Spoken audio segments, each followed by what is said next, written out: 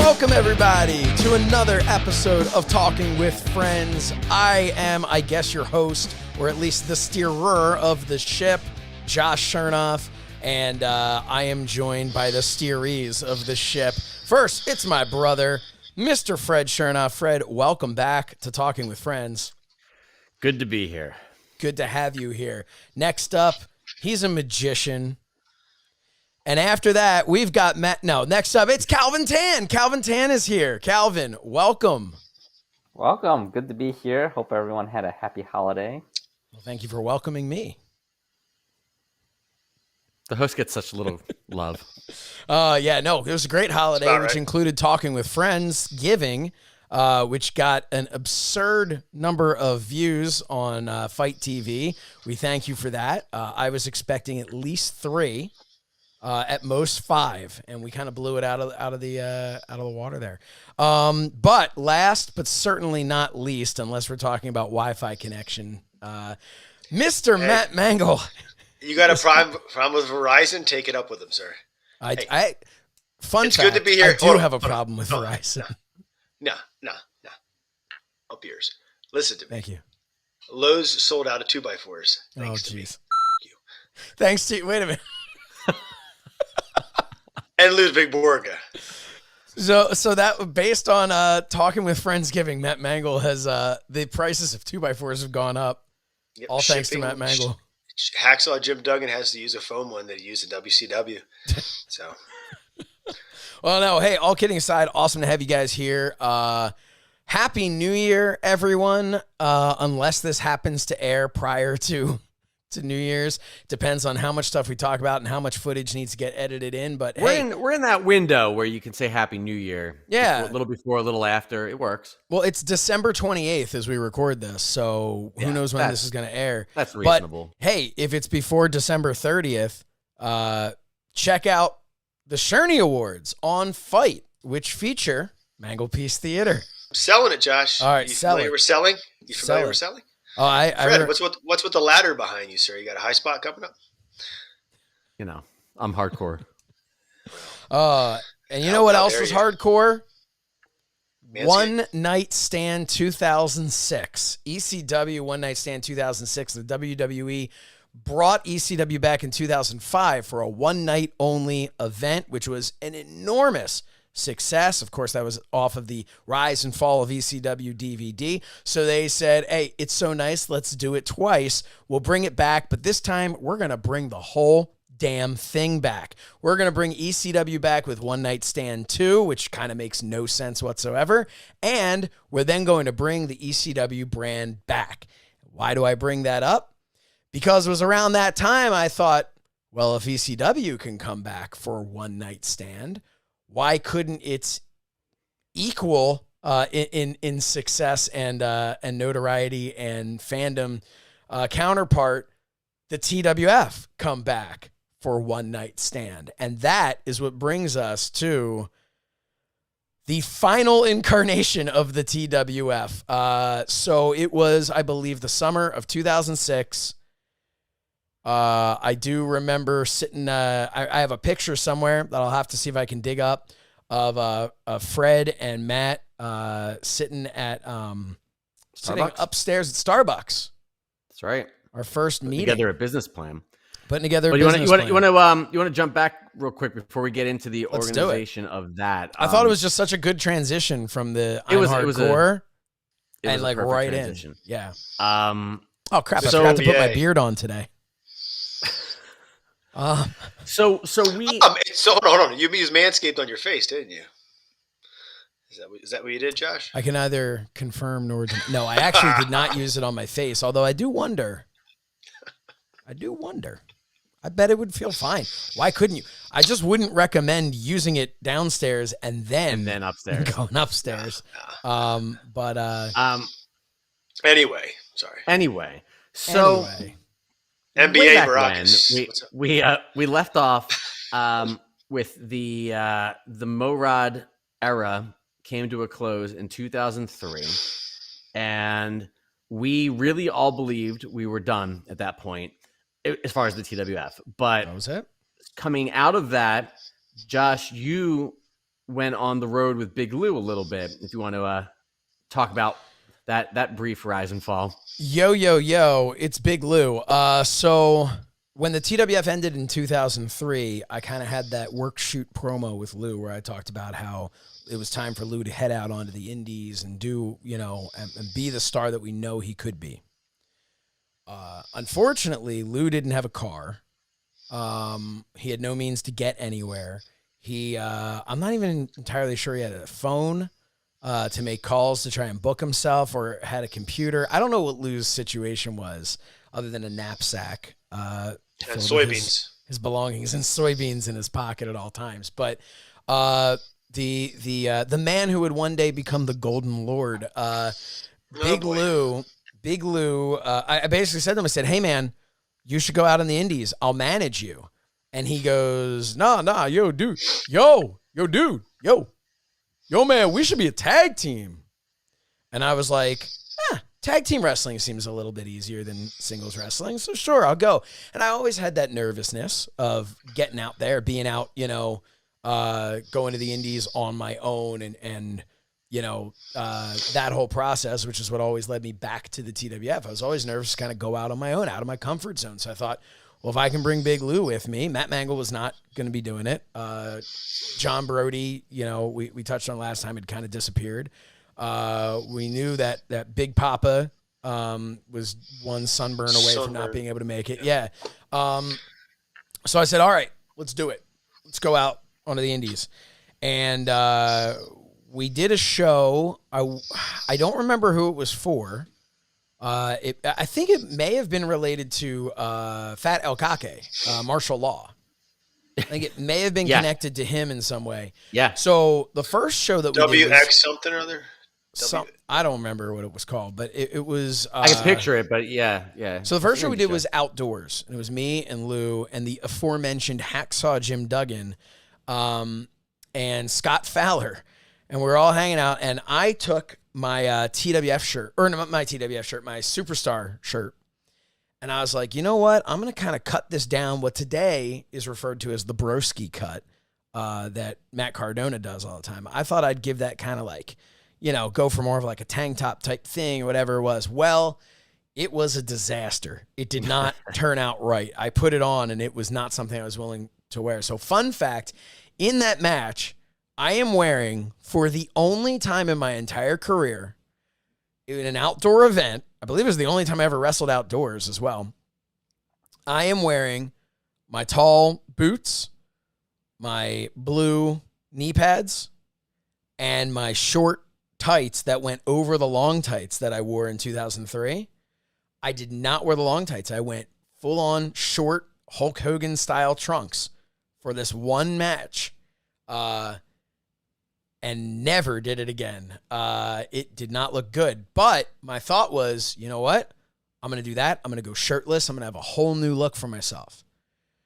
But then when it came time to go shirtless, I was like, I forgot to work out. So I asked Scott Fowler to borrow his black tank top that he had been wearing because he had also at the time not yet really worked out. So, That happened. Then we went on to do a charity show. And that was a battle royal, which we didn't get paid for because they're like, oh, sorry, brother. The house was kind of light, even though it was like packed. They'll get us next time. But I remember I lost in the first one in a roll up to cheerleader Melissa, I believe was her name, who went on to have a very sexual career in wrestling. Google her. It's the only way I could describe it. Just incredibly sexual in nature. But Big Lou also competed that night. I don't know what he did, but I do know in the back he spent a lot of time talking to Hacksaw Jim Duggan. Talking about getting advice, whatever. I don't know they ever followed any of it, but getting advice from Hacksaw, who was super, super cool. Then we had the Battle Royal show. It was a lot of fun. Scott Fowler was on that one as well. And Scott and I actually worked a couple spots in the ring, and I did as much of the Jerry Lawler hang on to the bottom rope as I could. And then we actually did one spot where I think it was Scott and somebody else grabbed me and like swung me off of it, and I bumped and got up and then got eliminated. But it was a lot of fun, actually. It was really cool to do.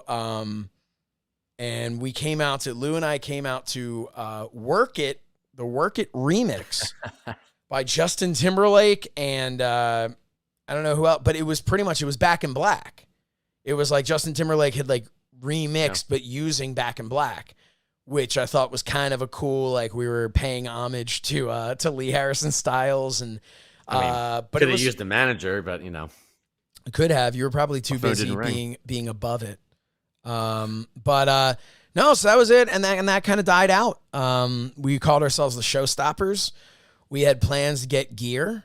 We were going to get gear made, and it just became one of those things where like, I don't know if I didn't want to do it or Lou was like, wasn't available for one of the times or whatever. And it just, I think you were trying to figure out how you were going to stay involved in the business, what the best approach was, because you tried out for the Ring of Honor school. So there was that, and that was, I want to say 2006 as well.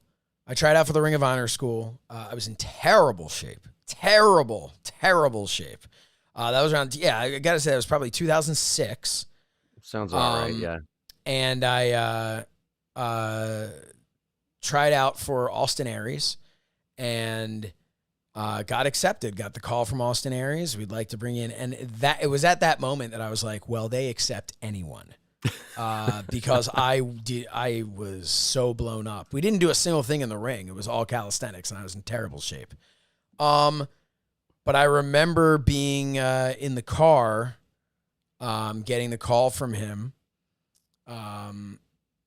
and just being like, yeah, you know what? Now's not really like a great time. I think I kind of like it. And I just, at that point in time, I was over it. I was burnt out at the idea of it. And I just felt that it was time to kind of move on. And I had those phases throughout my career where I just kind of felt like, okay, this isn't working out. Continuing in this path is not going to work. The problem is I would always then just be like, oh, I missed the business. Let me go back to the exact same path I was following before, and it wasn't until 2018 where I said, let's get back in the business and follow a different path.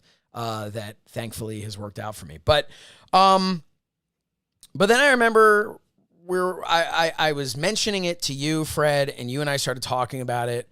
And I mentioned we always talked. We always all of us would get together and we talked about, there was a lot of talk about doing like a one night show. And there was various different things we tossed around. There was several, I remember Sassy was big on, he kept going, if you do one night, it's going to be fantastic. If you go for night number 2, you're going to fail. No, really? Was he the other way around? He was the other way around. Okay. You were the one who said if we do one night, it'll be fantastic. If we do the other. Don't give Mike Green credit, because Mike Green, that son of a bitch, is the one who, that's right. I mean, he just straight held you up for money. We'll get there. It's in the old notes here. It wasn't a pea shooter. Sorry. No. So no, he really tore my asshole on that one, on that suplex. Atkins the shit out of that. Yeah. Okay. Gas with oily discharge. Listen, we're not getting into that. But anyway, so Calvin Tan's already drinking. So we were talking about that. So we're talking about, and I mentioned it to Mike because I started reaching out to all of the past TWF homegrown guys and everything like that, and we're like, we had this vision of like, we'll do this big thing. We'll bring back Billy Bob even to make an appearance and wave from ringside. And it was Hold like, on. Did you realize what you just said? Yeah. How awful it sounds today. It sounds terrible. It sounded worse. It sounded pretty bad back then too.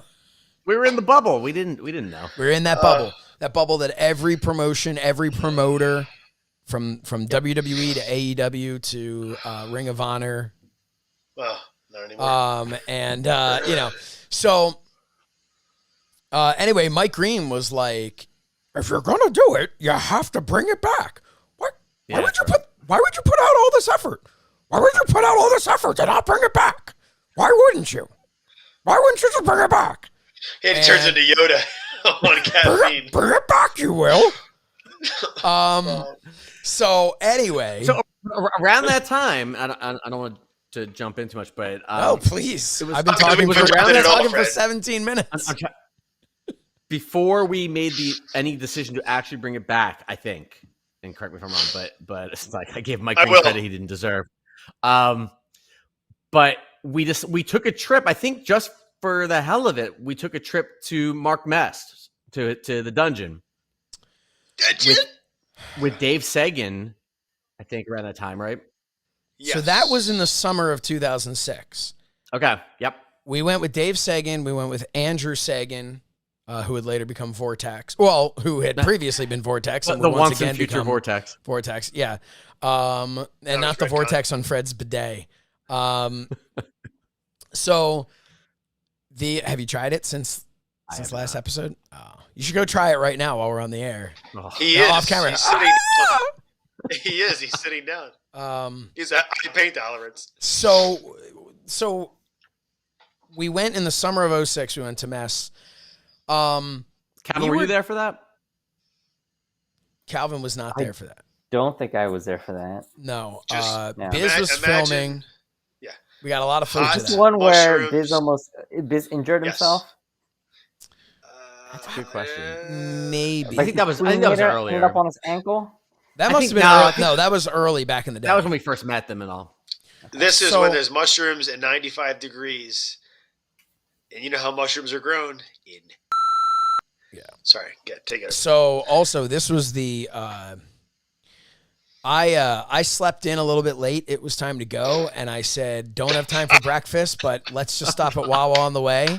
I'll grab myself some hard-boiled eggs and a Red Bull. That should be good. There's your energy. There's your protein. And I believe we've mentioned this on the show once before. I spent the majority of that time in the porta potty that had not been cleaned in a fortnight. In the lion's den of Mark Mest. It was I'm literally sitting above open air messed feces. That's it. It's like a conjuring. Fun fact. You know? Fun fact. Oh, Calvin Tan. You don't want to do that. Fun fact. Yeah, that would have blown the whole place up. I did not ever. That is how much it. No. Yeah. No, I didn't. Did it retreat? No.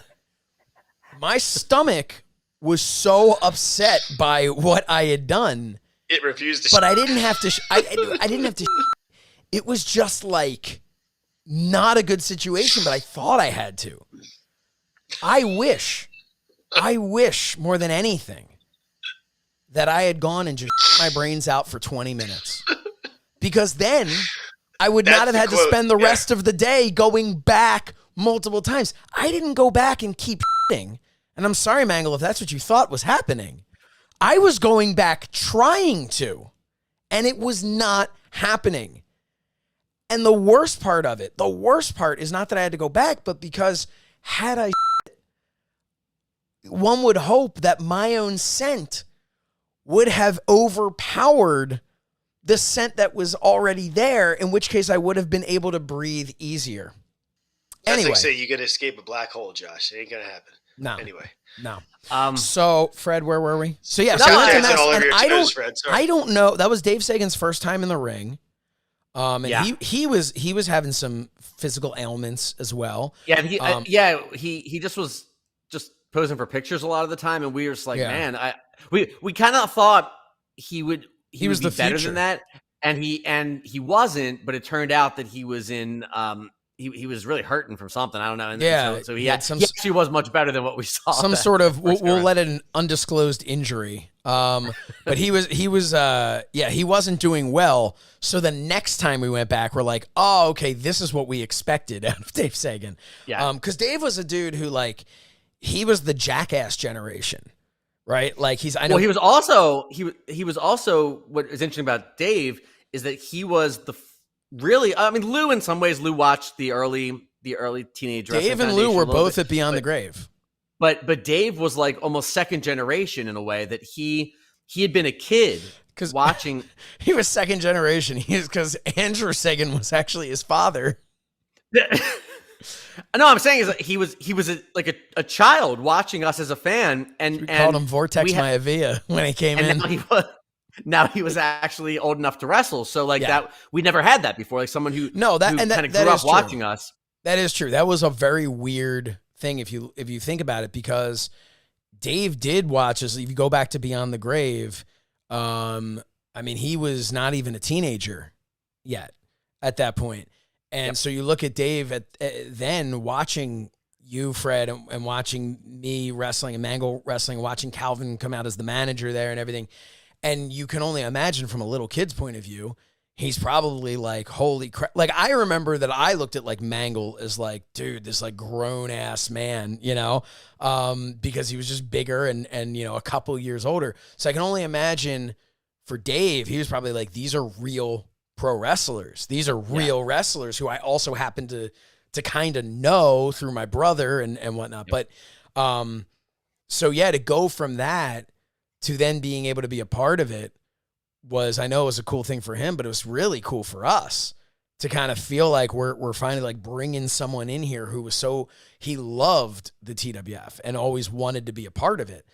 So now he was getting ready to get that opportunity. So we're there. We do have some great footage that we'll show I was kind of teaching everybody how to take certain bumps.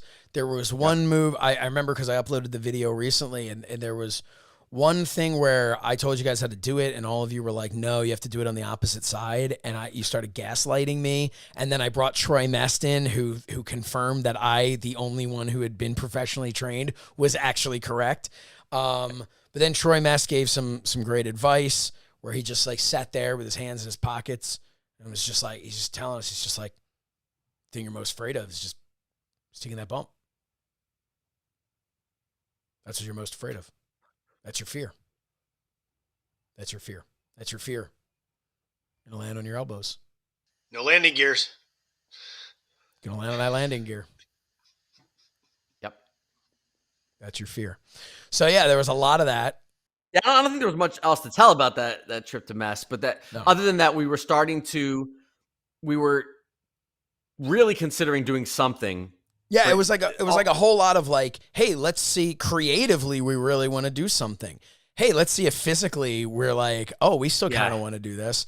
And we came out of that realizing that physically we couldn't do it, and yet we went ahead anyway. But no, it was really cool. Also, like, I remember at that time period, when we started thinking, okay, well, how do we want to do this? How do we want to do this differently? That's when we were like, we're going to do this. We're going to bring this back. We made that decision. And we confirmed with certain people. And I remember I talked to Andrew Sagan, and he was like, I want to wrestle. And he said to me, he's like, I want to wrestle you. It's like, we never did that, because you have to remember at the time and everything, Andrew was like my best friend in high school. And he and I talked about wrestling more than I was talking like with you guys. Like, for instance, Mangol and I didn't become closer until college. So, and I wrestled Mangol all the time, but Andrew and I always talked about wrestling, always dreamt about wrestling, and never wrestled each other. So that became like very quickly, like, that's on our bucket list of things to do here, which was, I think, what kind of played a role in we need to come back. Because it very quickly was like, well, we'd come back for a one-off show. Who are you going to wrestle? Oh, well, obviously I'm going to wrestle Mangol. But I'd really like to wrestle Andrew. And wouldn't it be cool if I could do something with this guy and with that guy? Like, and that's when it started to become this like, well, then we should just bring it back so we can do all of these things. So I remember you coming to me, and I don't remember the exact context, but so Josh said to me, at this point, Josh and I were living together. We had a townhouse, and remember you saying to me, "Yeah, you went down. If you went down Bristol, and we're still not interested in." Little local. Yeah. And I remember Josh said something like, he said, I think we can really do this. And I remember at this time I'm in business school, and I'm thinking like, trying to think like a business person, and I'm just like, I don't see. I remember saying to you, like, why is there a need for this? Why is there, and what makes us different? And you're like, we're just better. When people get a glimpse of like what we can do, like we were always better than a lot of these indies on no budget, and if people see what we can do, they'll appreciate that we're better. And I say, but what differentiates us? There's so much competition out there already, and this was in many ways in a lull in the wrestling business. I mean, TNA was doing really well in WWE, obviously, but I think overall in the indie scene, there wasn't a lot going on. It was really dead, except for Ring of Honor, and Ring of Honor was already having a bit of an issue because of TNA. And they had all their stars. Yeah. You know. Yeah. So I was very opposed to it, despite the fact that I admit that like the appeal of it was always, I missed being part of the business. I missed running the shows. But I just thought this was not going to go well. And then for me, what started convincing me a little bit was, I think I talked about this, I guess, last time, that Rob Dimension had done a segment. I'd done a few segments with Mark Mast, and on his company's show, and it was streamed online, and it was funny. It was really entertaining, and I thought I liked that part of it more than the wrestling. I was like, just to like create television in a way, and just create funny characters and entertaining storylines, and like I was like, you know what? If we could be more entertaining than a lot of the indie stuff out there, maybe that's the thing. Because finally, after we tried since '99 to get on the internet and all these things, finally, internet television is a real possibility, and through YouTube and everything, this is a different era. And I said, maybe we can hook people. We can come up with something that, this is to give you a sense of when this was. People talked about things going viral. That was already a thing. And I was like, we can come up with some commercials that could go viral.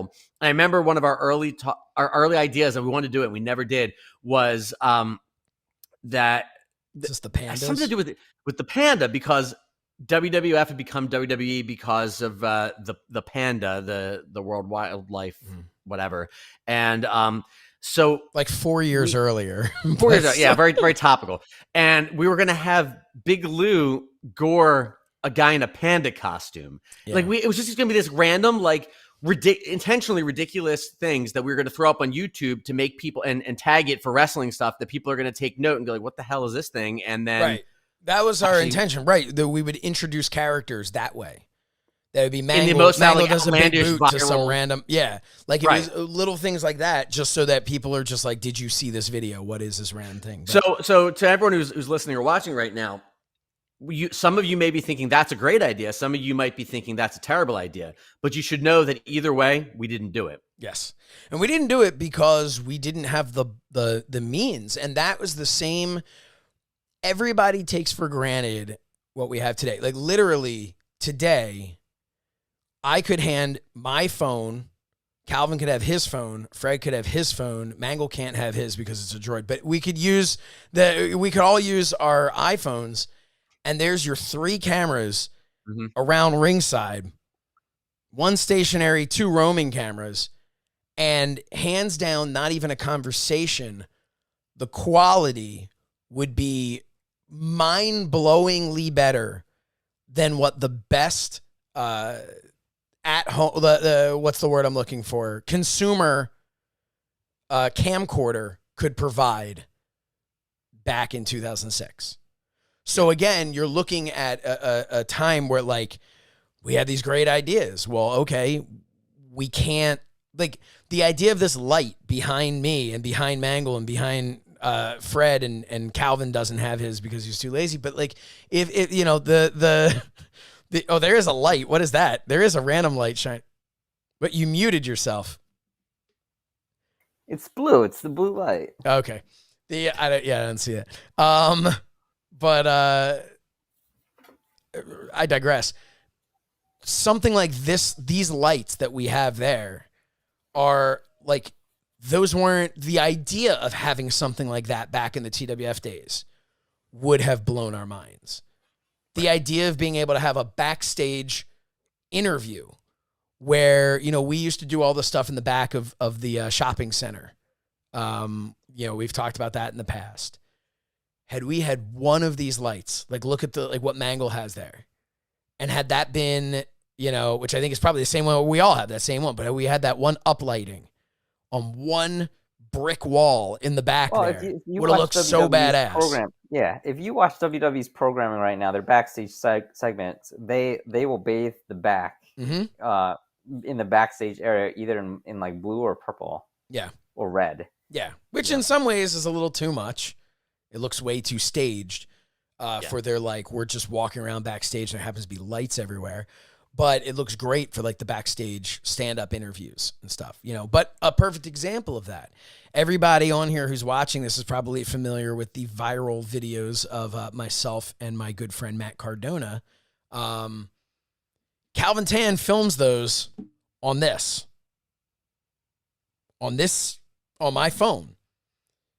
That's what we film them on, because the low light setting is incredible. The ability to instantly get that onto the internet is super easy and everything. The stabilization. The stabilization is fantastic. We have different cameras and stuff when we're doing different stuff, but to do those backstage things, those are shot on an iPhone. Obviously we have a connection to an actual microphone and whatnot. But my point is, we are able to do things today that the technology just wasn't there. We never ended up doing those. So that was the original idea, and that was kind of part of what sold me on that maybe this could work. But there were a lot of things where I had a lot of other concerns. I don't know. I don't want to, before Josh, you and I jump into what's coming next. I don't know if Matt or Calvin, if you remember anything about when we were first talking up, getting back into this. I don't think I was really involved in the talks to bringing this back. Calvin was not really. I remember Calvin saying you got to have a business plan. I remember that. Yes. Yeah. I remember sitting up top of the Starbucks. Yep. Yeah. And you had your all of us had our relative notepads, but you were talking about marketing and how would we market, how would we give tickets, and I got business plan software on my laptop, and we were working through answering questions about things. Yeah, you were using it. You were going to use it also as your project. Yeah. Right. Yeah. For your MBA. Yeah. Yeah, I think I was. I did end up using. I was busy. Yeah, I think I was busy into my journey into the magic world at this time. In 2006, Sounds you about definitely, right. you Yeah. were. So that, to jump ahead a little bit, somehow we're how can we do that? How can we do that? What we realized was we needed a license, and I didn't want to go through the process again of having my own license and dealing with State Athletic Commission. I didn't want to deal with it. I wanted to just rent a license from someone. And who did we know? Who was our hookup? The Rockin' Rebel. So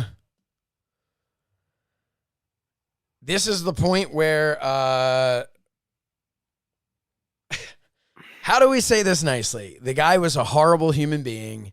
Well, let's give some backstory to him, because I don't think a lot of people, especially from the Attitude Era and on, know who he is. Yeah, so he was technically, he always billed himself as an ECW original. He was from the Eastern Championship Wrestling days. And he wrestled he was there the night the line was crossed. He was on the card, I believe. He feuded with Sandman. He had he was a worker, a brother, crystal meth brother, a little limp fish handshake while the other one's probably the other hand's taking your wallet. Shave your armpits. Shave your armpits. Right. I didn't shave my armpits in 2002. We had that triple threat match, and I go up on the top rope, and I'm up, arms at, and he's like, shave your armpits. I remember he was heckling from the crowd while he was also there for the State Athletic Commission. Probably shaving his armpits in the crowd.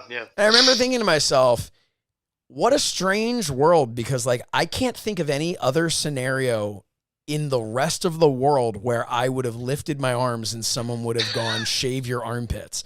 I could think of a lot where someone would have gone, dude, you shaved your armpits, right? but only that's the beauty of the wrestling business. How many weird things are there that it's like, oh, you're not a tough socially- guy unless you work the armpits, you know? Yeah, right. Oh, you got it. But yeah, so we knew Rebel through that, and him helping us out with a state. We'd had a terrible bunch of experiences with him with what we talked about at Colonial Elementary, where he was causing a scene in the parking lot, and Anti-Semitic slurs, what stuff. may or may not have gone on. We don't know because I think none of the four of us actually witnessed it, but we heard reports that he was causing a problem from enough the same exact people. Report from enough different people, from friends, family, other indie wrestlers, people who didn't know each other, were all providing the exact same story, which made us feel pretty comfortable in knowing that that's what he did. But so you imagine my excitement when Josh tells me that he's got this great idea to cut costs and operate efficiently. That he's had preliminary conversations with the fucking Rockin' Rebel, and Rebel. Josh, go ahead. What did the deal comprise of? We would book, I want to say 6 shows. We agreed to do 6 shows. I don't remember how much money it was for. I do. It was not a lot. Mangol does. How much? For $100,000. A show. It was $1,000 a month. Show. It was $1,000 a month, Josh. Was it and really? he was going to try to, because he was. Well, I guess that was to rent the the place. Mm-hmm. And for the rent. Well, you know what? And here's the thing. You're right. It was $1,000 a month, which we looked at and said, that's an incredible deal. And here's why. Mm-hmm. The ring, when we used to rent the ring from Mest, was minimum $500. I remember it was always, that was $500 unless there was like something else and there were like truck issues or whatever. $500. Right off the bat, the ring's included. So there you go. We've now paid for the ring. We never had a venue, with the exception of Hilltop, where they gave it for the first show, where they gave it for free. We never had a venue that came close to $500 for the venue. Not to mention, this also covered all costs related to the State Athletic Commission. Mm-hmm. So, and him working the show. And he would work the show. And his students would work the show. Right. So removing Rebel being a garbage human being, scum of the earth, from the equation, it actually was on paper a much better, a way better idea than attempting to go back to the previous format of renting a place like Colonial Elementary financially School and bring that. So in my defense, that was good. No, and I think everybody always understood that. I think financially it made sense, but forgetting as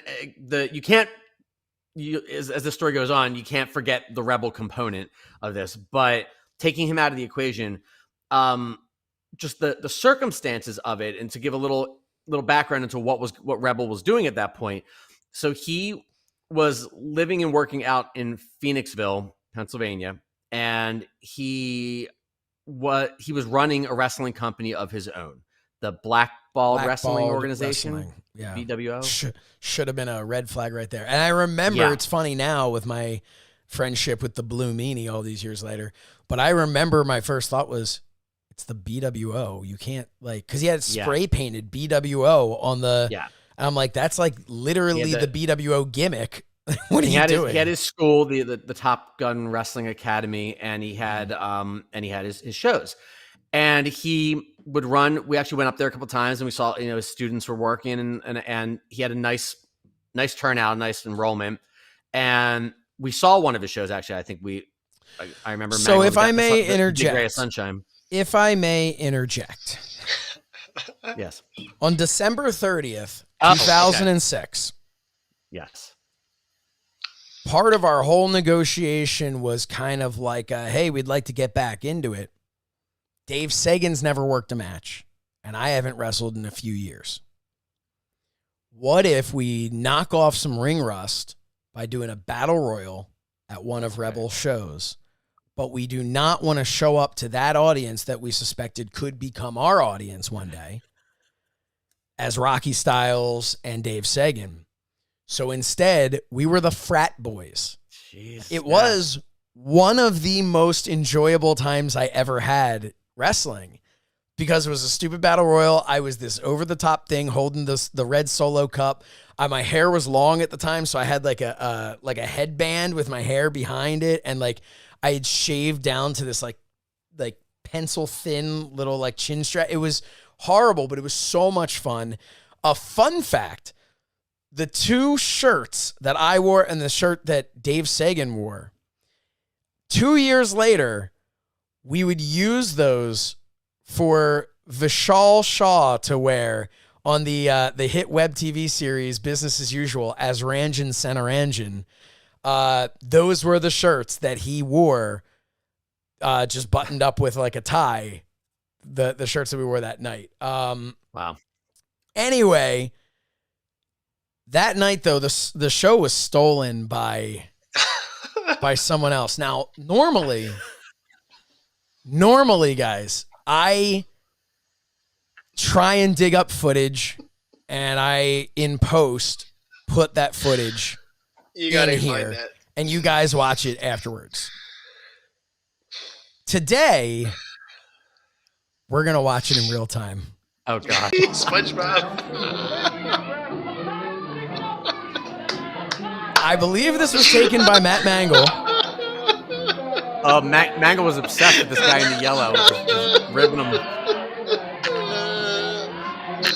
This is, I believe, Mangol. I'm gonna do it again. Heckling him the whole time.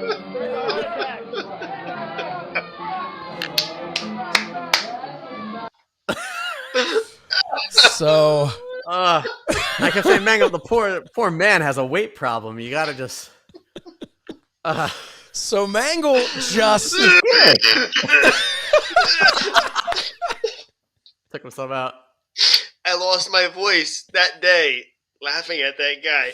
Yes. And then I had to shoot on fake Matt Hardy. I almost got in a fight with him. And I had no voice. So I'm yelling from the fourth row. The problem. I was not out there for this, although during intermission I was told about this. I had the privilege of, while I didn't get to watch him in the ring, I got to watch him in the locker room. And I would love to tell you, man, I had to see that man's penis, but much like him, I did not see his penis. He was naked, Peter Griffin. and he was Peter Griffin. The reality is that man was naked, and had he not turned around for all of us to see his buttocks, he could have, for all I know, that man could have been wearing capris from the front. He had a cobra clutch on himself. Oh, it was a bad situation. An anatomical cobra clutch. Bad situation back there. Now, hold on. You see that man, you go, it's got to be yellow. And it's got to be SpongeBob. He had SpongeBob on that. You couldn't make it out in that footage, which, by the way, a perfect example, as we were talking about, of what we had. That was taken on an actual camera, not on a camera phone, on an actual camera. Yeah, that's people were watching me laugh. They weren't even watching him in the ring. They were, and I couldn't. It was very cold. I remember. I remember that. It was very cold. That's why the guy, everything tightened up and he looked so small. And you can't really talk from that video. You couldn't tighten that up, Josh. So the venue was some sort of it had been like, I don't know, a delivery place or something, like a bakery or some kind of thing. And Rebel set up. It was, and then that gentleman went there, cleaned it out, and it was very creative. Hey, Rebel set up the arena part in like the a wet blanket. And there was a loading dock, and he had what I really loved, like a built up aisleway, a raised aisleway straight from where you come out to the ring. And I remember seeing the place. We went up there to see a school and everything, and thinking, if we get to do what we want to do with this, it's a really cool, almost studio type environment that we could really do a lot with. So I liked that. But I remember I did say to you, Josh, I said, forgetting Rebel, I said, he's running his own shows monthly. So what is their incentive to promote us? And secondly, why, how many wrestling shows is the Phoenixville? How many shows are the townspeople going to attend on a regular basis? And here was my thought on that. My thought, which spoiler, I was wrong, but my thought was much like back in the day with like the territories, people would go to, it's Friday night. They're going to go to see wrestling, and they'd go every week and they'd go back. So my thought was maybe we could get that audience. Maybe I thought this, I thought if these people are coming out to watch Rebels promotion, these people will come out again a second time. The problem was, A, I'm pretty sure Rebel was discouraging them from coming. And B, they didn't know who we were. It wasn't really promoted. I did get to come out as the TWF champion in May of 2007 to his show and kind of cut that promo to say, next month we're going to do all that stuff. And much like everything with the TWF, it was a big like, oh man, Rocky Styles is back. This is it. And it's like nobody knew who I was. So at the same time, I think what you told me was, I'm leading up to, I guess, how I came on board and decided that, okay, we'll go with this thing. But I think you said, look, this is kind of like a TV studio. We're kind of doing this for, it's a small crowd. We're never going to make a lot of money on even a sellout audience.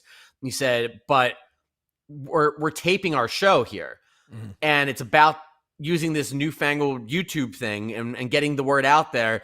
And when we get a following, we'll start touring around the Philadelphia area and beyond. Right. That was so the thought. That was the logic. Literally beyond, for instance, Beyond the Grave. Like my thought was, we'll do this TWF Returns thing here. We'll do, which is what we called the show. We'll do Adrenaline ITV, Adrenaline Internet TV.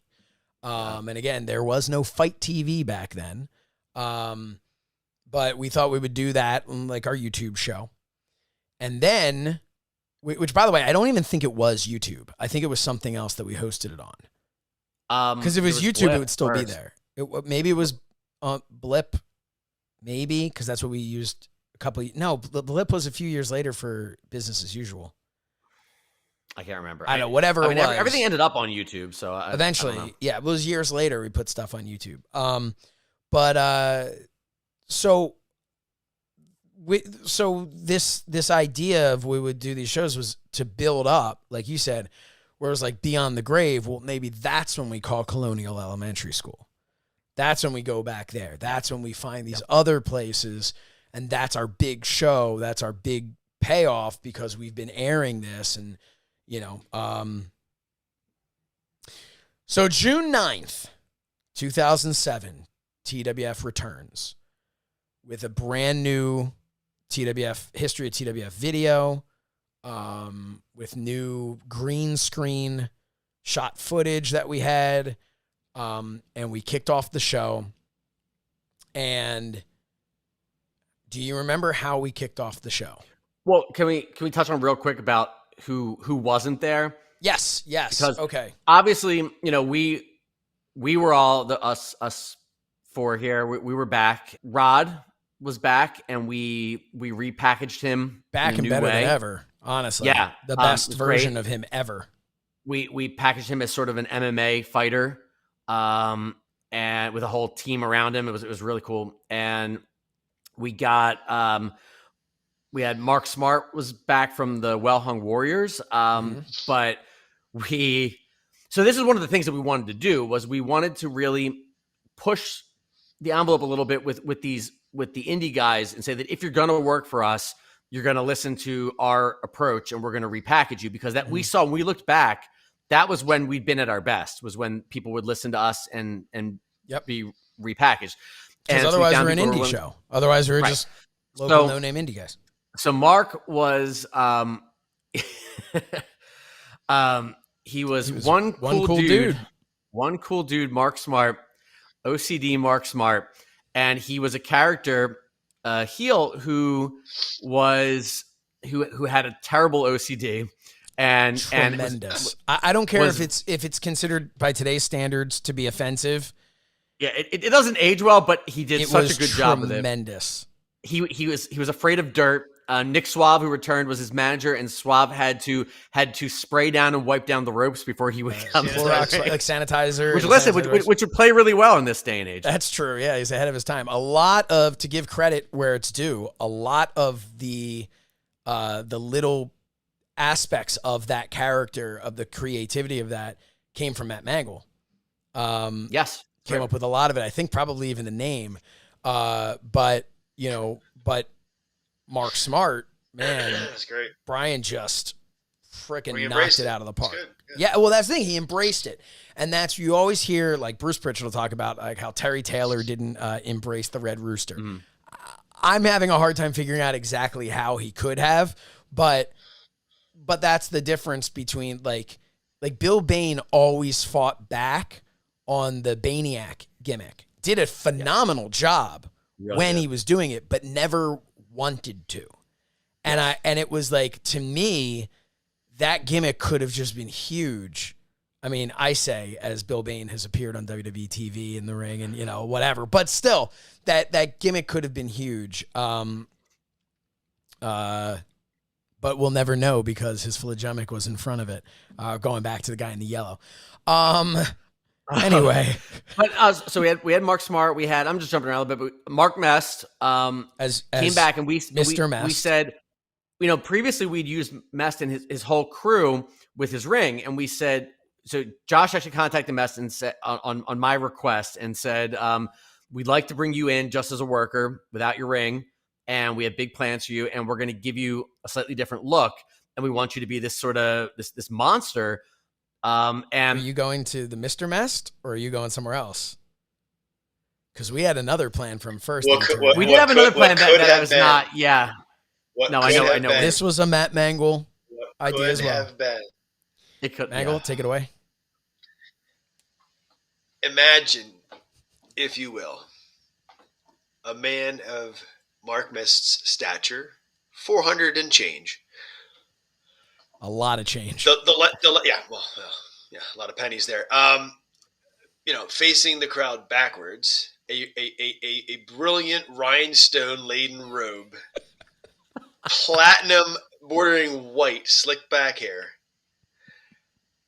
walks to the ring looking above everybody as if he's the second coming, and having people there kind of like a banana leaf and like the whole thing, feeding him grapes, like. Kind of like the Ghost of Christmas Past with the wreath and everything. How he's sitting there eating all the fruit and stuff, but not with the wreath and everything. But the magnificent Mark Mest, still 3M, still Triple M, magnificent. But the alter ego, magnificent Mark Mest. Never has there been a character like that at that size. And someone's going to go, what about Adrian Adon? Nope. No, you don't understand. You don't understand. Rose didn't come close. And coming out like a magenta singlet, like just over the top royal. Mm-hmm. It was a great idea. This was 100% Mangol's idea. It could have worked anywhere. This was Mangol's idea. And Fred and I know we were all in on it. To the point where I called Mark Mest and said, here is our idea. And he was like, let me chew on it. And he just pretty much came back and was worried that if he did that, it would kill his gimmick elsewhere. And he didn't want to bleach his hair. Yeah, which I understand, but I felt like right off the bat, I agreed with Mangol's vision of it, and I just felt like that bleached blonde hair, that platinum blonde hair was it. Like, you take that away, it was like you take any bit of, you take that robe or that magenta singlet away and keep the blonde hair, and it doesn't work. You have the robe and the singlet and the black hair, and it just doesn't work. You get him the gold, and no one takes it off him for a while. But he's like your JBL, but like in a different way. Like it was great. But It was. we were giving him like it's like, hey brother, we'll give you a guarantee of like a solid $60 a month. You know, like, and you have to understand from his point of view, like if we had come to him and been like, and we'll give you a guaranteed $25,000 a year to do this, like, Probably would have done it. he would have done it. Yeah. But Yeah, anyway, so that didn't work out. So we then went- instead we went with, Fred was like, well, why don't we do he's like, I love the Mr. Mark Mess thing, but we're like, why don't instead we just do Mr. Mest? Because I was kind thinking of a Mr. like Mr. Hughes Fit gimmick. and like Mr. Fix It, you know, Was it- the Hulk. Yeah, He's like the that's what I Penguin. kept. So I don't want to, you know, we're already at our hour point in this episode. Yeah. So I So want I to want to shift. shift gears to and we won't go into too much detail, but so the people who did not come back. So because the main thing, there's a few other characters who just held us up for more money and it just didn't work out. And some of the New York crew wasn't back for that reason. But Danny DeManto told me it's not 2003 anymore, brother. Yep. And So he wanted an amount of money that I was just like, it's not 2003, but you also have not done you haven't made a name for yourself. Had he worked? Had he gained experience? Had he been pounding the pavement? Absolutely. Had he been making a name for himself? DeManto. Danny DeManto in the business? Yeah. Had he been doing that? Yes. But he hadn't done anything that was going to draw. And that was my thing, was like, dude, if you're going to draw at $10 a head, if you're going to draw, you know, you want me to pay you $250. Yeah, we didn't care. It was, to us, it was draw it was 25 people. Right. It was inviting it back. It was a courtesy that, you know, to us, TWF was like a family. So we were always going to include our TWF people if we could. Kevin Matthews was like, when's he coming back? There were two people that we really wanted, and that was Scott Fowler and Kevin Matthews. We felt that they had gone on and established themselves, still working on the indies and doing other things. Kevin had done a lot, and we thought this is a match that's never happened. We never got to pull it off properly before, and this is a feud that we really want to see. That we're gonna build the entire arc of this company is going to be built around them. It was, you know, in many ways a continuation of Josh stepping aside when Lee Harrison Styles was running the show and everything like that. That Josh, you said, you're like, I'm not going to be after the first show or whatever. Like, I don't necessarily want to be in the main event picture. Like I want to have my role. Well, you have to remember also, I had decided I was going to be a professional wrestler again, not just do the TWF. I was ready to be a professional wrestler and was in the best shape I'd ever been in at any point in my career. Was legitimately like ready to, I had actual muscle. I was legitimately ready to go. And my thought was, I don't want to be in the main event. Well, so there's another aspect of it. Mangol wanted to do a one-off and then wanted to do commentary. And that was it. Right. He didn't want to wrestle anymore. Until he had that one match. And then I believe at the end of the night, Mang was like, I was thinking, you know, I could probably, what if I came back with it? Like, and instantly was, you know, had changed his mind, which, welcome to the wrestling business. That's the wrestling bug. You know, he got back in that ring and was just like, yeah, this was great. But for me, I was like, well, good. I want to work Mangol. And then I want to work everyone else. I want to work indie guys. I want to start getting better and working, you know, working on all these other people. So that was the idea, but so we had a lot of ideas for Scott and Kevin, and Kevin was a simpler story. He wanted too much money that we just could not make that work. I think at that time. And I think he's signed with Deep South Wrestling or something. Yeah, he was gone. Or signed with WWE and went to Deep South. Yeah. And Scott, I still don't really understand it, and I don't know. I was very close with Scott. We'd stayed in touch after the TWF ended. We were often talking through MySpace, which again dates this period of time. And was he in your top 10? I don't know. And therein lies the problem. Problem solved. Kids these days don't know. If you weren't in someone's top 10 in MySpace, man, did that hurt. Didn't measure up. Man, did that hurt. But it was my job to sell Scott on our idea. And part of that idea was that we wanted to sign him to a semi-exclusive contract that was guaranteed to a certain extent, and that we did not want him to work any other promotions within a certain radius. And he had a particular one with, I think his trainer ran, the guy who trained him, and that he really wanted to honor. And we said, okay, but we worked it out. He really believed in what we were doing, and we wanted him back. And then there started to be a lot of, someone in his family was ill, and he wasn't sure about this show, and he wasn't sure about the next thing, and he's not quite clear on what's going to happen. And we actually went into that first show thinking he was going to be coming later, that he just couldn't make the first show. And similar thing happened with Bill. I'm not really sure, but as I kept asking Scott, like, what's really going on here, and talk to me, and like, how can we work this out? And he kept making excuses and getting more and more defensive, that like, you guys don't understand what I'm going through, and it's just like you're not being sensitive, so I don't really want to work for you anymore anyway. And it fell apart. I'm like, the guy who had been, him and Bill were so devoted to TWF, and we were very devoted to them, and he had honored us by wearing his Solution gear when he got the shot to do the jobber match on for WWE. Yeah. And I'd say really close with him, and that was the end of our friendship, and that was the end of his involvement with us, and we never really understood it.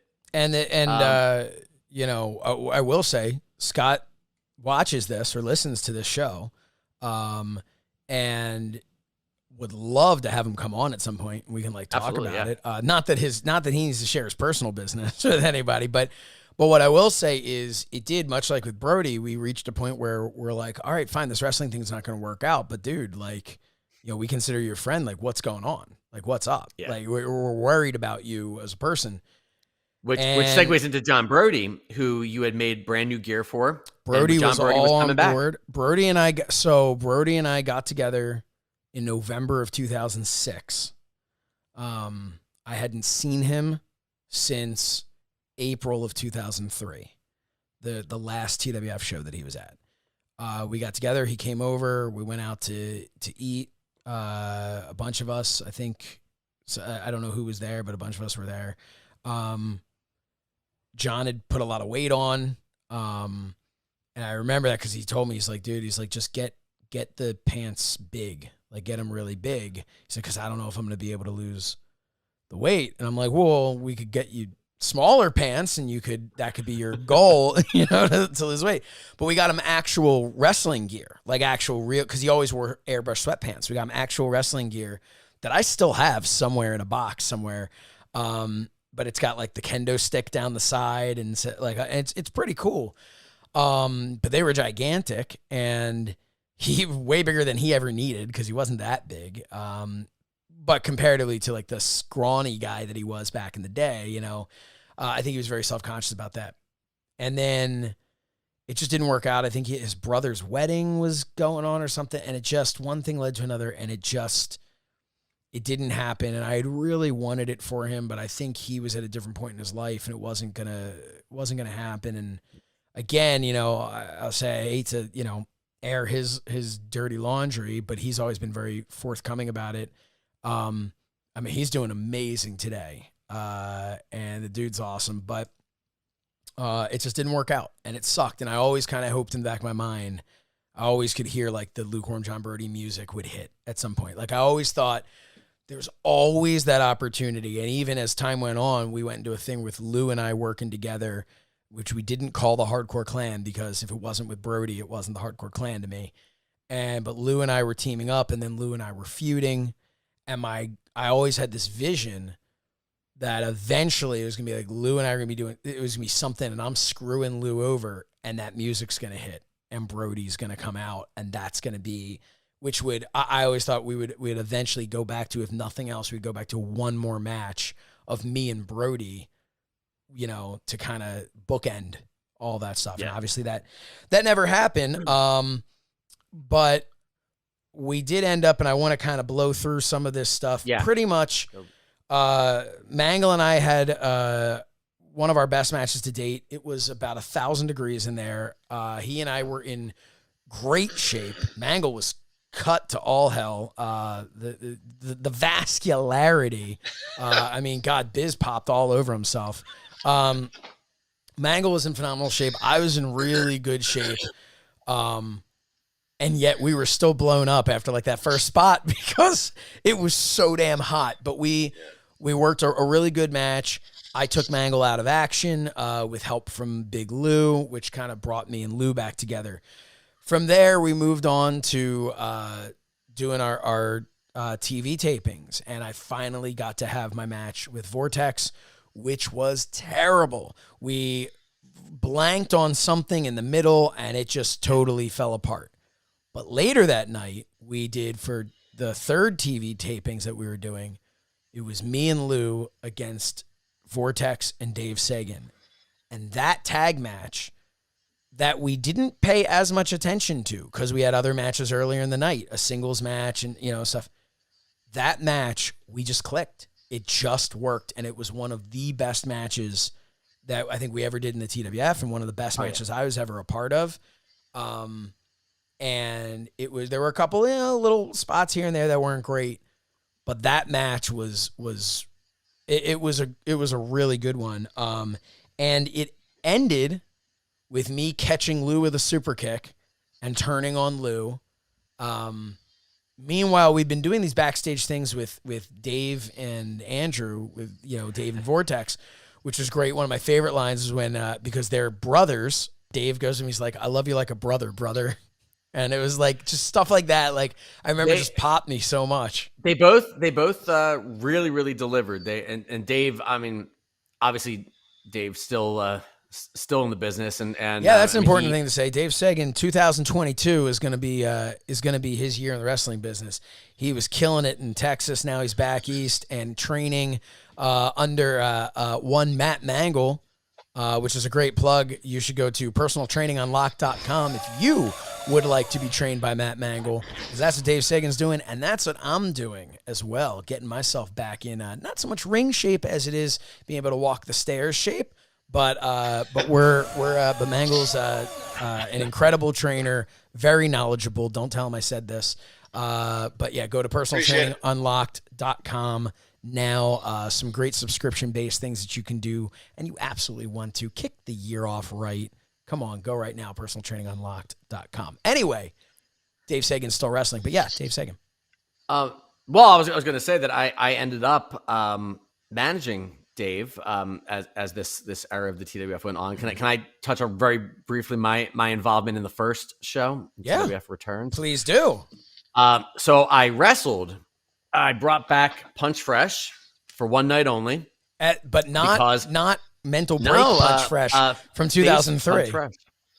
The real deal with the shirt and the whole gimmick. And it's like you said about like the bug, I just wanted to go one more match, and because Andrew Sagan, Vortex, was going to be coming back, and I had wrestled him in '99 in his final match. In his final match, we thought there was a natural story there and an opportunity for me to have one last match and put him over to kind of jumpstart his career. That he's back and he's taking this seriously and all that. So I came out. I sort of actually opened the show as Lee Harrison Styles, as now just sort of like happy quasi heel Lee Harrison Styles, who's now going to be doing commentary. And the idea was that there was an in-ring appearance by Bill Apter, who was finally actually involved in the TWF. He was the liaison to the board of directors. The board of directors, or something. Because that was the thing, was that you and I had sold our shares to like some like a board of directors board. Yeah, and Bill Apter became the he's the face of it. Yeah. And he was doing something in the ring, and Vortex appeared and called me out, and we agreed to this one match. Do you remember the story? Do you remember the storyline? Oh, yeah, that after it was very similar to what happened to Drago. He lost the match at Armageddon, and he was kicked out of the country in 1999. Fell into poverty, and he had to struggle to survive, and it was a whole thing, and he held this grudge for all these years. Yeah, against Punch Fresh. Had to learn perfect English. Yep, that's it. He went back to Seoul, South Korea, learned perfect English, and was now back to and he came back. Get his revenge. So we had a match which was a really good match. Said, it was very, very, very a very hot environment, and I was sweating like a mother, and I was very nervous because we had to do a couple of spots that, and I was taking more of a risk than I really felt comfortable taking, because I just wanted to leave it all out there for this one shot. And it was slippery, like trying to pick each other up for things and all, but it went pretty well. I was very blown up, but he got the win by shady means, and that was it for my in-ring career. But it was a fun time. And after that, so I went back to doing commentary, and then gradually worked into being a manager, which I really enjoyed. And it started. It was on commentary that I became a big fan of the Dave Sagan character and declared him my pick as the future of the business. And then I started actually managing him. And so the whole idea of what we're going to do here was eventually jumping ahead, because nobody really cared. We did a show July 21st, 2007. We taped 3 episodes. We did August 29th, 2007. We taped 3 episodes. At the end of that one, we discovered that Lou and I were going to face each other at Beyond the Grave, and there was going to be a special guest referee, and that's when Mangol stood up, got into the ring, and wearing his nice stretchy silver shirt. And I still have that. Yep, and he flexed at me. I got scared, turned around, got gored by Lou. It was great. Show went off the air with Mangol yelling at me, and I'm like looking up from outside holding my ribs, and Mangol's like yelling like, what now, or whatever it is. And that was my final appearance in the TWF. The plan was that Lou was going to beat me for the title, and that I was going to realign with Fred. And Fred was going to create a group. Mangol was then eventually going to turn heel on Lou, and Fred's group was going to be called, and mind you, this is in 2007, it's going to be called The Elite. That's right. And it was going to be Fred managing me, Mangol, Scott Fowler, and Big Papa, who we had talked with Noah about coming back as well, and he was kind of interested or whatever, and Dave Sagan. So it was pretty much going to be every former world champion, and then who Fred deemed the future, which was Dave Sagan, and Fred was going to bring back out of retirement as the first ever Pennsylvania champion, was going to bequeath, if you will, the Pennsylvania title. Who did what?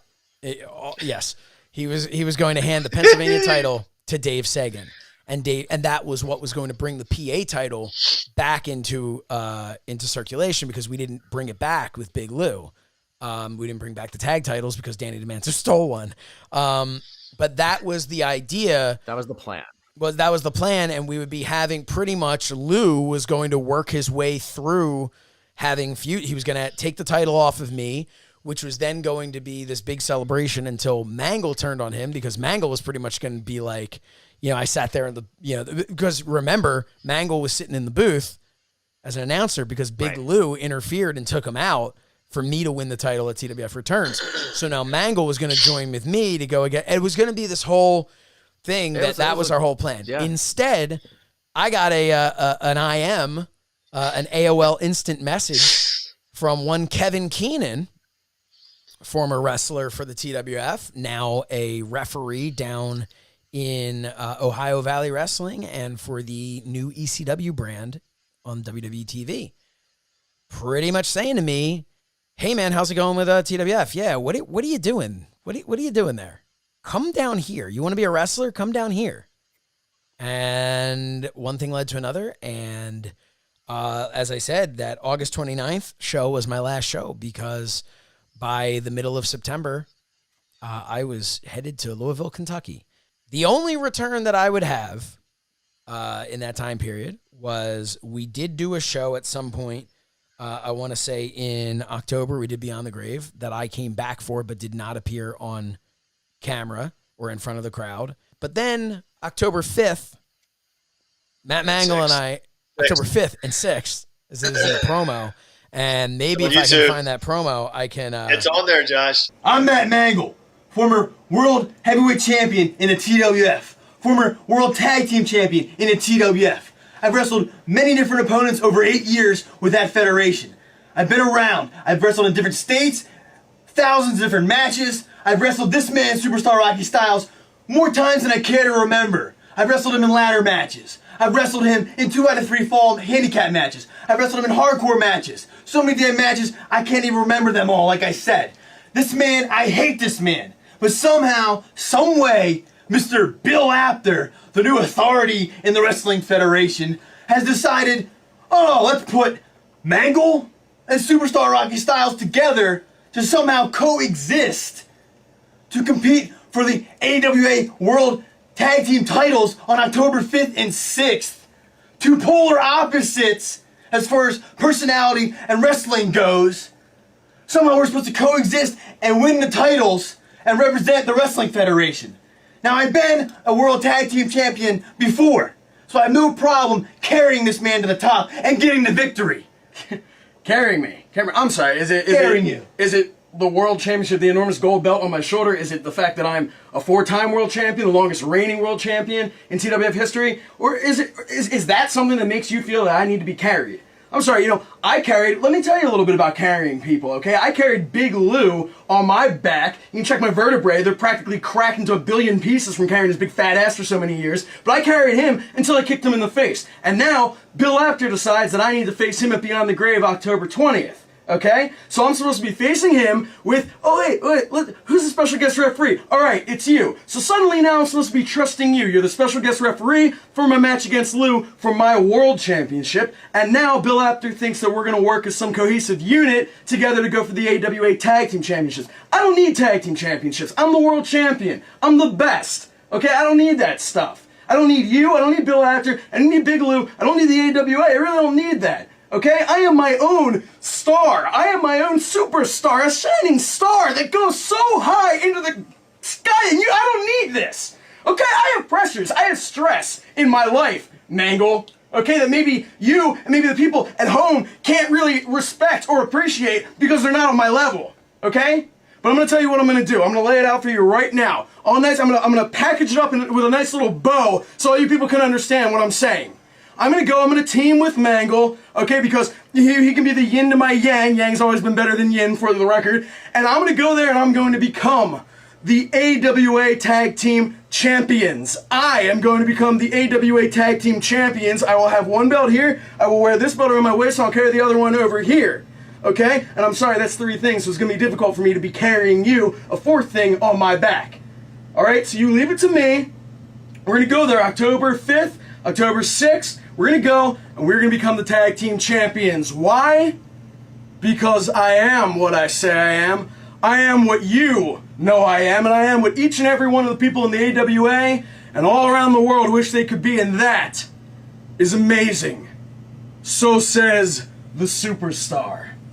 This is exactly what's going to hurt us in our match. That's why you need me to carry you, because I've done it before, and you're clearly too stressed out. So don't worry, I'll take care of you and hold your hand as I single-handedly win the tag titles, and I'll wear both of them just so you don't have to worry about it. How are you going to single-handedly do it while I'm single-handedly doing it? You can't have 2 single hands. I'm the captain, I'm better than you, and that's the way it is! Yeah! He's better than me. See ya!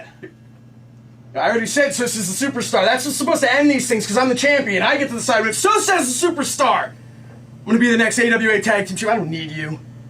Mangol and I weren't supposed to team together. Well, we were originally supposed to team together, and then I got word from OVW, they're not going to be thrilled that you're training here, but you're also going. And I was like, that's kind of weird because it's not on TV and it's in Wisconsin and not Louisville, but whatever.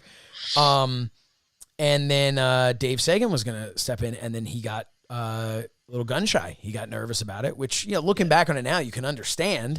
He really didn't have very much experience at all, but he got very nervous about it. And I had my gear with me, kind of in hopes that Dave was going to get nervous and I was going to have to, I guess I'll have to do it.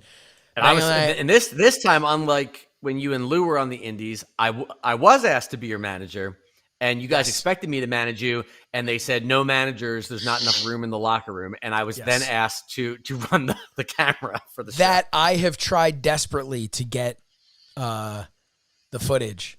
I contacted various people, including Frankie Thumper, who Mangol and I wrestled, and he did not have the footage. And but he said it was a nice trip down memory lane. when I sent him pictures of it. But we wrestled Frankie Thumper and Jake the Milkman Millman, some real journeyman wrestlers. And that was when Mangol and I got called into the coat closet and to go over the match. And Frankie Thumper hit us with the, he's like, yeah, we'll go in here, do a little bada bing, bada boom, waltz around Texas, slip on a banana peel and bring it home. And he's like, are we good? We good? And Mangol and I are like, yeah, man, we're good. Thank you. Thank you, sir. Thank you. Thank you. He walks out of that, Mangol and I turned to him and was just like, do you have any idea what the fuck? He's like, no, I have no idea. I have no idea what we're doing. I don't know what we're doing at all here. Like it was, but that was seriously, I always remembered the bada bing, bada boom, waltz around Texas, slip on a banana peel. Well, and bring you it home. get your shine, you get your heat, you shine. You get your heat, you get shine, kind of. Yeah, it was all like, and we're like, I don't know, but we ended up having a great match with them. Hey, look, Millman took the sharpshooter with the leg drop. I put him in the sharpshooter, you hit him with a leg drop, and I thought he was going to turn to dust. Powdered milk. Nope, powdered milk. Yep. Powdered milkman. There's a t-shirt opportunity there, like Slicker. Powdered Toast Man. No, it worked out great. He took a high knee, hit me with a rather stiff forearm off the second rope, a la Lex Luger on the Mountie. Yeah, Ludwig Borga. Oh, Ludwig man. Borga still going around. He's not like still going. No, he's not anymore. Like a popsicle stick in a toilet. Anyway, but no, it was a good match. We had Very a lot of fun in memorable. Wisconsin. It was great, and we kind of felt like finally, like we'd like done something like you know what I mean, like bigger than TWF. And then I remember the show was so disappointing, the Beyond the Grave show. And then I remember the last show. I don't remember the exact date. I want to say November, but it was the same night that I was at an OVW show, OVW house show. I remember it like it was yesterday. I was on the phone with Fred, and I went outside to be on the phone because I didn't have good service, and it was very loud in the building. We had over 300 people at this OVW house show. And I was like, how is it? Like, how's it look? Like, how's it going at the show, at the TWF show? And you're like, I think there's 3 people. Yeah. And I just, between what I had experienced before with like okay, I don't know who really wants to learn, like how seriously are they taking this, like moving forward while I'm trying to, focus on a career. And then I looked at it going, I'm paying $1,000 a month. And I'm looking at OVW and I'm going, this is what, it was impossible to stay in the TWF bubble that I had been in for, almost a decade at that point. It was impossible to stay in that TWF bubble and think that the TWF was important to the wrestling world while being at another indie show, albeit connected to the WWE, but being at another house show for OVW and hearing this roar of the crowd and seeing these people, how, I looked at it and I said, like, holy crap, we gotta get out. We got to get out of this. I mean, I think we all agreed. You guys were like, we got to get this has to end. So Dave Sagan gave the Bob Holly I got an idea. Why don't you put the belt on me? Yeah. So real quick. So obviously we had some successes. There were some things that discovering that Dave was pretty awesome. Was great. Lou was over like crazy. Yeah. Lou had hit his stride. Like he was. I mean, that guy could have been that, like Josh, you and I were talking earlier about something today. Like Lou at that time was just, I don't know how to explain it. He gotten very large. I mean, well over 300 pounds at that point, and he was not a particularly tall man. He was incredibly strong, and he was dressed kind of like Mark Henry, and his personality was so great, and he was just so over, and he was this natural guy that people are going to get behind in like a Taz sort of way, that he's this small, tough guy who like the monster heels are gonna beat down, but he's never gonna be. You're not gonna stop him. He's just so tough. He's gonna keep going, and it just worked. And even where he would be like, he's like, yo, yo, and holds up the mic, and everyone goes, yo, for his yo, yo, yo. It's Big Lou. The man had he was a major success. Rod also, I think, we came up with a gimmick that really worked. But then Rod had to go snowboarding or something. Yes. But don't worry, he'll be back. And I don't believe he's ever come back yet. Yeah. That was once again the beginning of the end. We lost Rod. And I think that's my point. Justin Cage no-showed. Yeah. That little redhead bitch was like, I can't stand watching these shows. I'm like, well, all your buddies, your Justin Cage, you're making your signs for no-showed. Yep. So we had to run the same matches. We had to run the same matches. Right. So what I'm saying is it's not that we didn't have our successes during that time, but the old TWF curse kept piling on with people no-showing and screwing up our plans. And then on top of that, and obviously, Josh, you were seeing other opportunities for yourself, which was smart. And then on top of that, as we've been hinting at all along, there was the Rebel factor, which came into play in several ways. One was that he interfered with a lot of our plans. Sometimes it literally coming out, he didn't like the way that Dave and Lou were brawling into the crowd, and he would just start like making announcements in the middle of things.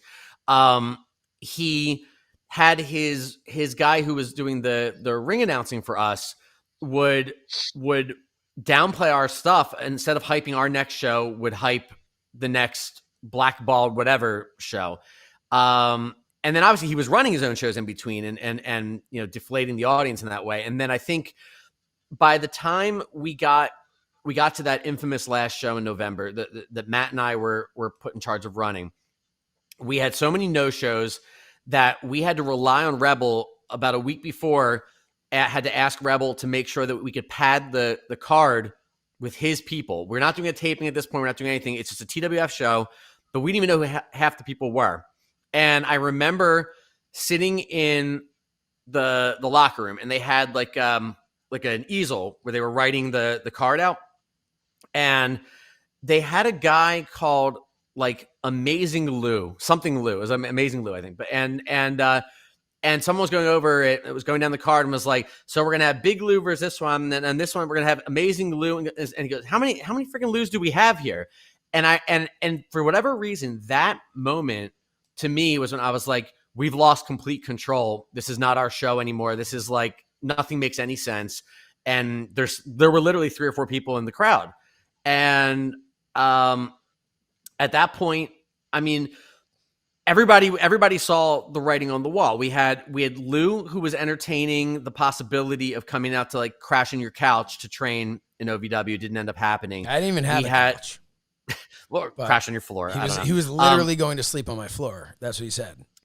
But he didn't. It was just that last show was a disaster. I was involved in Rebel asked me to be part of some kind of segment with character people I didn't even know, where some girl slapped me to then set up something else. At some point, when was the end of Dave Sagan in that? Was it that show or the one before? It was that show. He did the job, and Dave Sagan did the job, and out the back door. Dave became like one of our biggest stars. He was main eventing, and then he just burned out really, really quickly, and it's understandable given everything that we were all dealing with. And he asked to lose in the opening encounter and literally ran out the back, and his parents were waiting and took him away. And that was the end of his time. It fell apart so fast. It was unbelievable. I don't know, Matt, Calvin, anybody else want to chime in on that? I don't think I was there for the last show. No. Well, that explains the problem. Well, nobody was. No, I think I was actually in like on vacation at that time. Oh, nice.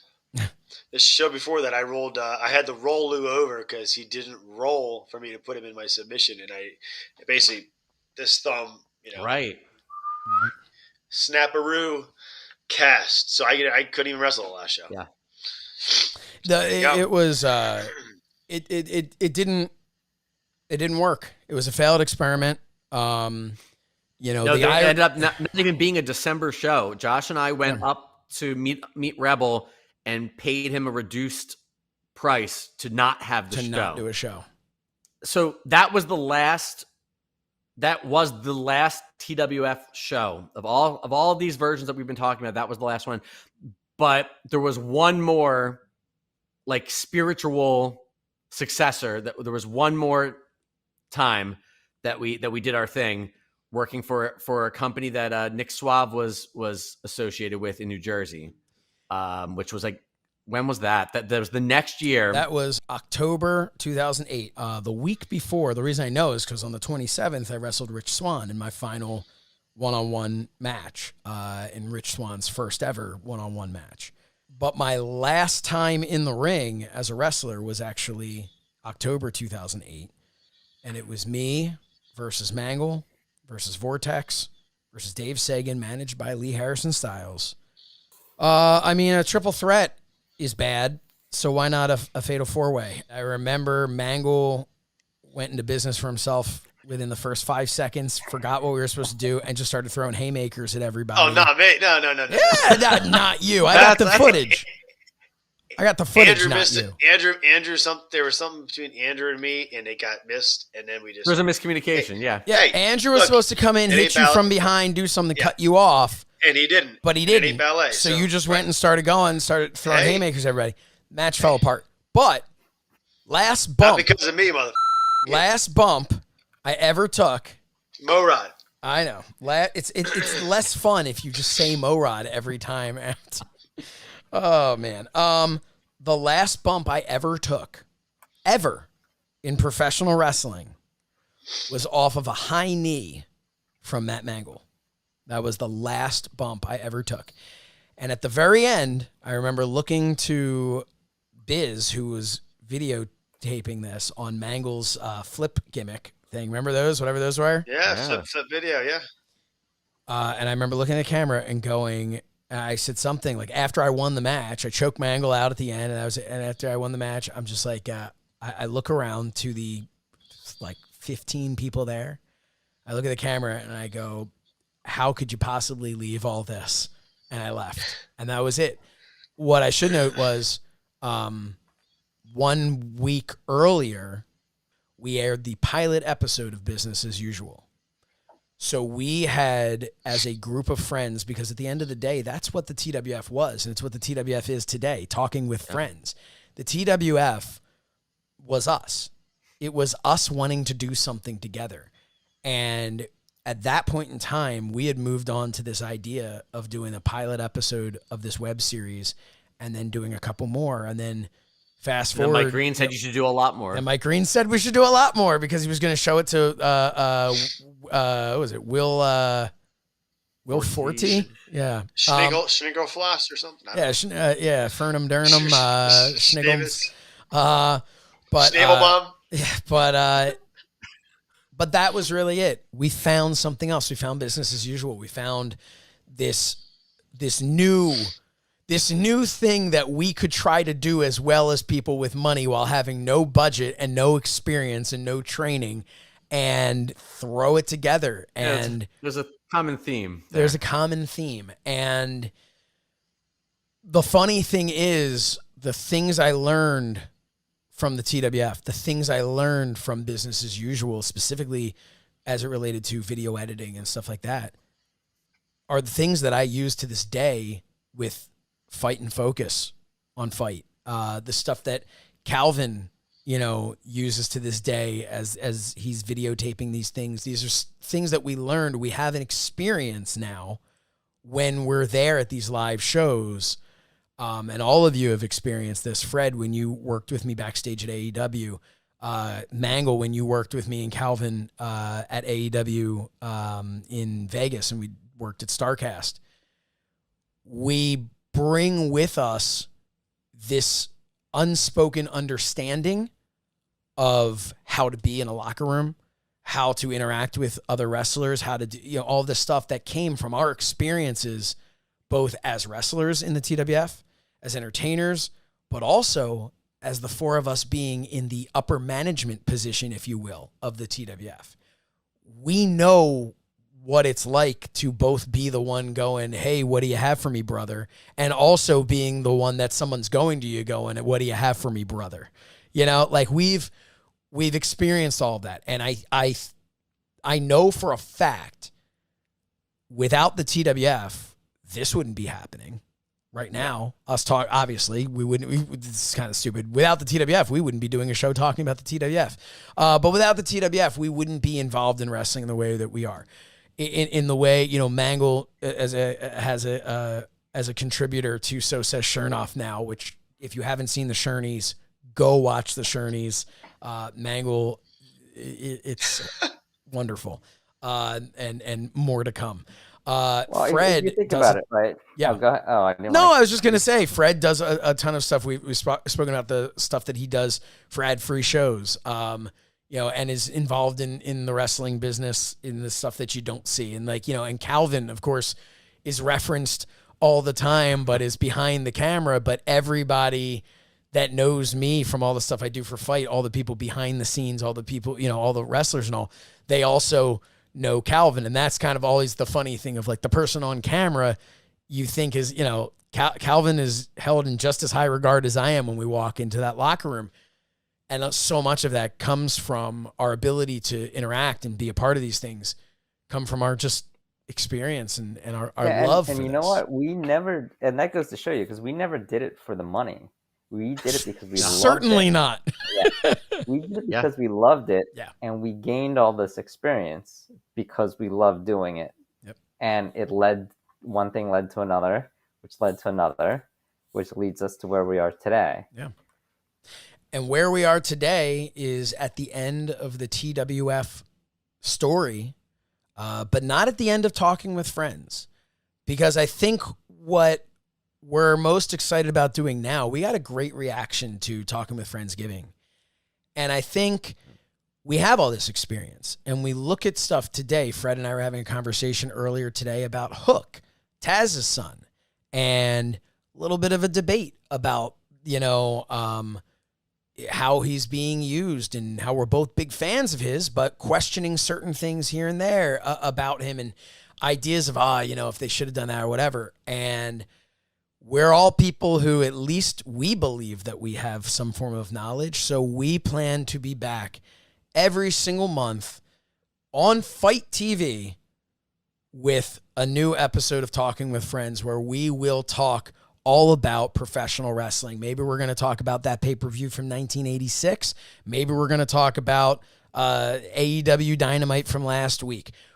We don't know what it's going to be, but we're going to talk about wrestling. We're going to talk about specific topics of wrestling. You can vote on those if you'd like. And before we wrap things up, guys, I did put out a thing if anyone had any questions for us, and we did get some people responded. So, Here's what we've got. Well, wait a minute. You also Yes. did forget to include the time I went out to OVW to visit you. That is true, but you know what? I think we're going to save that because That's its own story. it's its own story, and I believe Calvin Tan and I will be heading back to Louisville, Kentucky this January for a very special Fight and Focus there ahead of OVW's first ever pay-per-view. We are definitely going to have to do I'm going to be doing some sort of vlog, if you will, throughout the time there as some bonus footage available at patreon.com/so-says-Shernoff, which, by the way, if you go to patreon.com/so-says-Shernoff, you can sign up to watch Talking with Friends early before it airs on Fight. Of course, So Says Shernoff early, and a lot of behind-the-scenes stuff, like the little clip of us all talking about Mangol behind his back while he was fixing his Wi-Fi, and other things that you'll see, like the vlog from OVW. And I think that maybe the next episode might be a great opportunity for us to talk about what's going on down there in OVW at the time and reminiscing about the time that Calvin Tan did magic for CM Punk during Mercury. No big deal. I think Chris Jericho was at a bar that we were hanging out with his amazing smile. There's a Jeff lot. Hardy. There's a lot to talk about, and we will talk about that. But these questions here, one came from Ringside Rant. Who would win in a match, TWF or the Horsemen, and why is it TWF?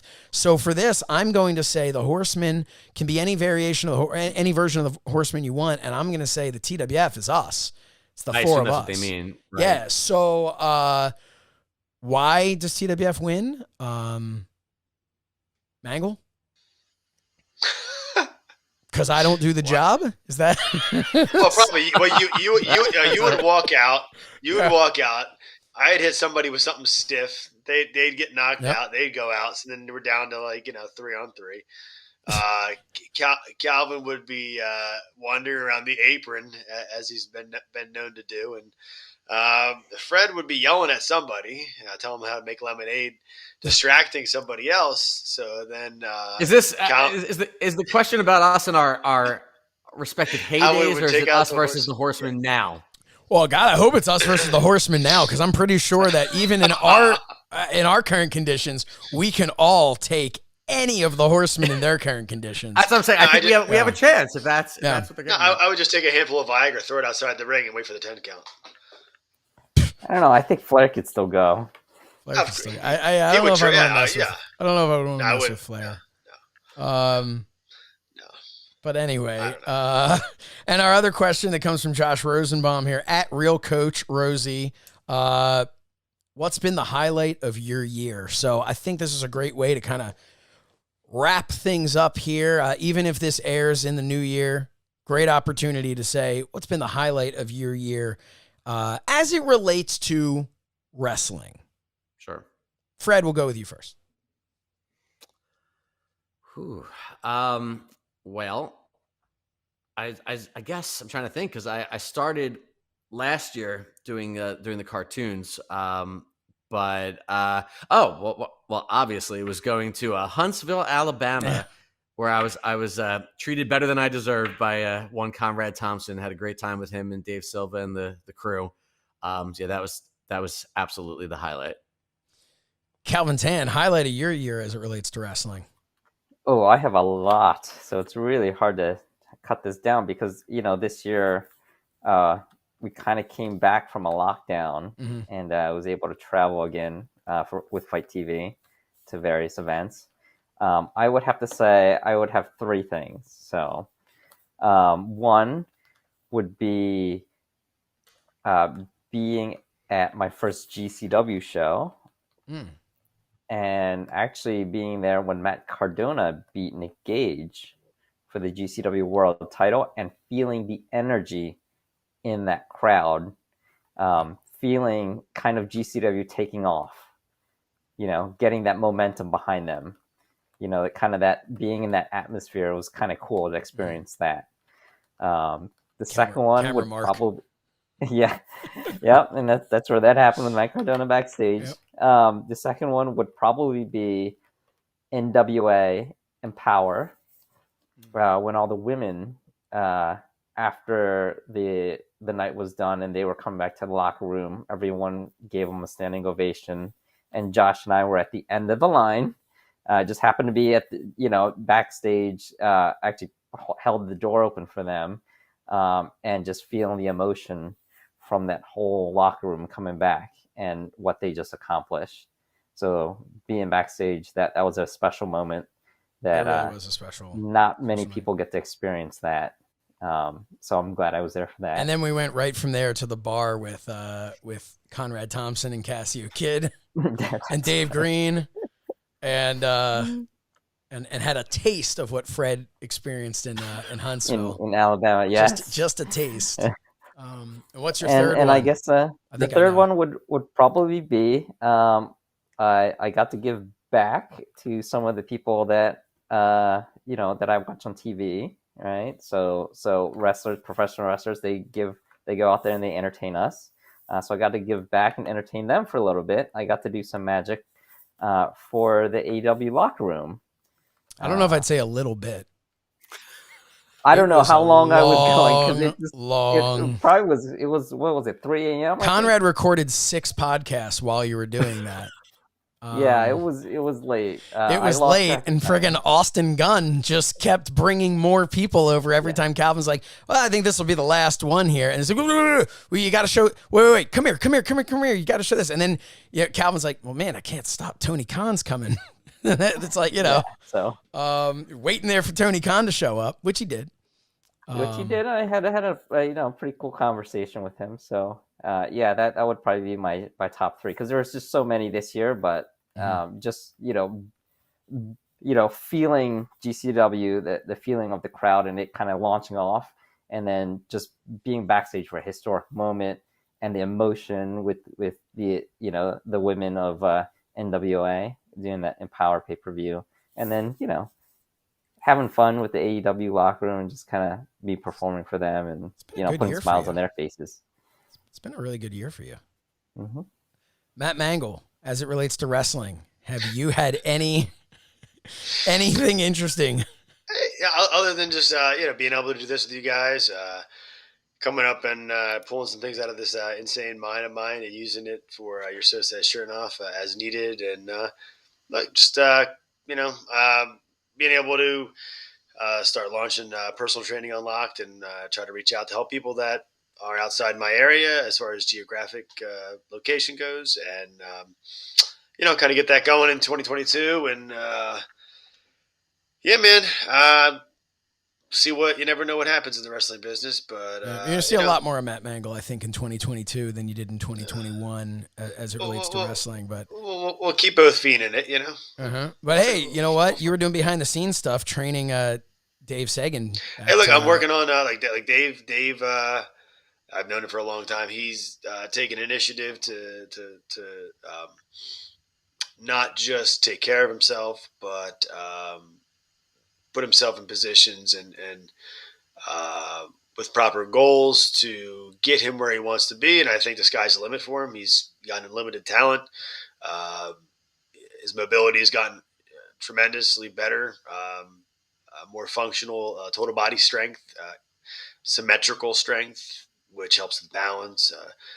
Just kind of really making him the total package. It's not just this, not just a solution, but really just, he should be able to do what he wants and not have to. He should be able to recover faster. Mm-hmm. Should be able to keep doing this for years to come if he's taking care of himself. So that's my job, to help him on that road, and keep you in the loop, and make sure you can do what you need to do, and wrestle the kids, and hit the high spots, and bada bing, bada boom, waltz around Texas, on a banana peel, and Mangol's the reason that I'm able to walk around for like 10 hours a day backstage doing those, like, the Fight and Focus things. No worries, man. If I had to answer, my what was the question again? The highlight of my year as it relates to wrestling, like Havin said, I mean, it's a tough one. I've been so fortunate to be able to so many great things. There's opportunities that were presented to me behind the scenes stuff that I'm just very grateful for. But if it was a strictly like, I agree with Calvin with all those moments, the GCW stuff like that, but the highlight for me as a whole would have to be, from a fun standpoint, creating this rapport with Matt Cardona. Has just been so much fun and Calvin's gotten to be a part of that as well, but to just be able to, like, NWA, he was a surprise. So we didn't know he was going to be there until the night before we come down to the lobby to go out for sushi. And there's Cardona checking in, and it was just like, hey, what's going on? We're going to do something? It was just, like, we knew we were going to do something. And then again, we're backstage in NWA. He's like, we're doing something after this show, right? I'm like, yeah, of course we are. It's become so much fun, and it's actually even, actually wins a Shernie Award. There's a little bit of a montage. So, spoiler there. Wait, do you think that's why he didn't let you in on that sushi Uber Eats, because we dissed him for sushi that night? Well, I think he expected us to meet him and just forgot to tell us where he was getting the Uber Eats. It's probably what just happened. But I mean, I know he values our friendship, and I value him.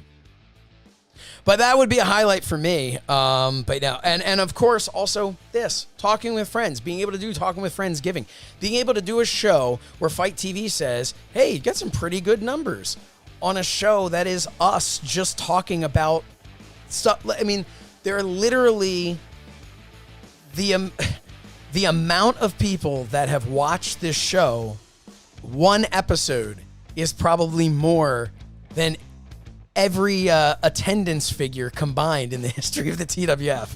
So it's a very fulfilling thing to be able to do this. But we thank you all so much for spending the last couple hours with us, and we hope that you will be back each time we appear on Fight TV and on YouTube, and of course patreon.com/So Says Shernoff.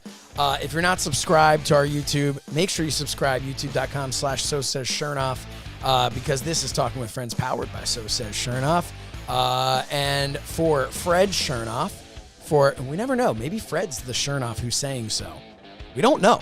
Doesn't say So Says Josh Shernoff. Maybe one day that's what's going to be revealed. You know, it was me. It was me all along. You're the one, or it'll be some other random family member. But for Fred Shernoff, out there. there's a lot of them, but only 2 were involved in this show. For Fred Shernoff, for Calvin Tan, for Matthew S. Mangol, I'm Josh Shernoff, and we will see you next time on Talking with Friends.